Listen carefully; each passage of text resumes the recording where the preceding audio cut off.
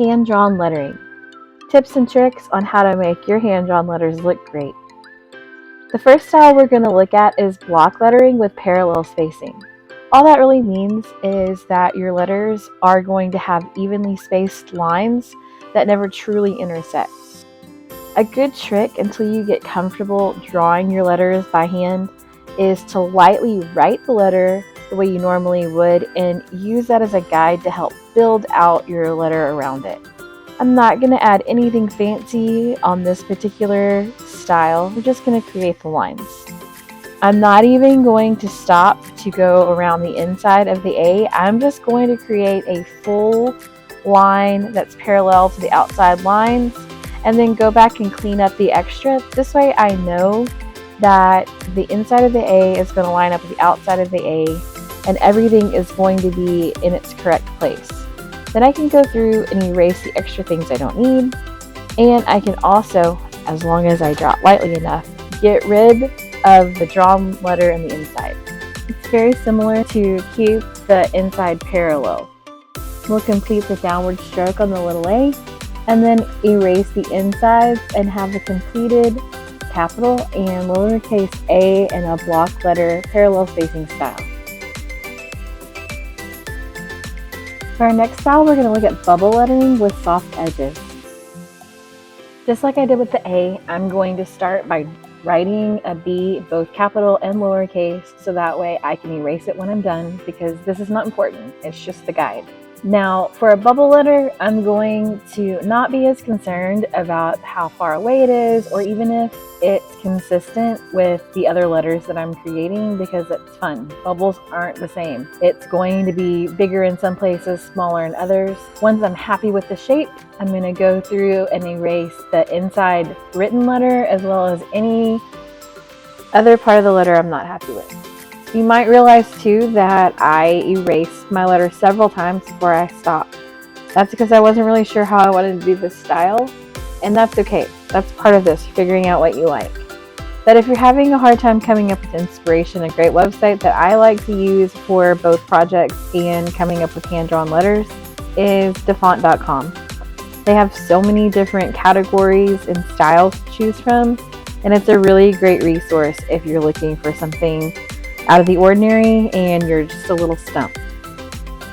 There are two highly recognized categories of fonts that are called serif fonts, which just means it has this little foot on the edge of the letter, or sans serif, which means no foot. So here is a C with an example of a serif foot on the edge. I can also go back and take the exact same drawn letter and create a sans serif. When it comes to creating your own fonts, the possibilities are absolutely endless. You can do crazy loops, you can pick up some old English inspiration. The choices are, like I said, endless. So I hope that you can now take these different ideas and come up with some of your own fun designs.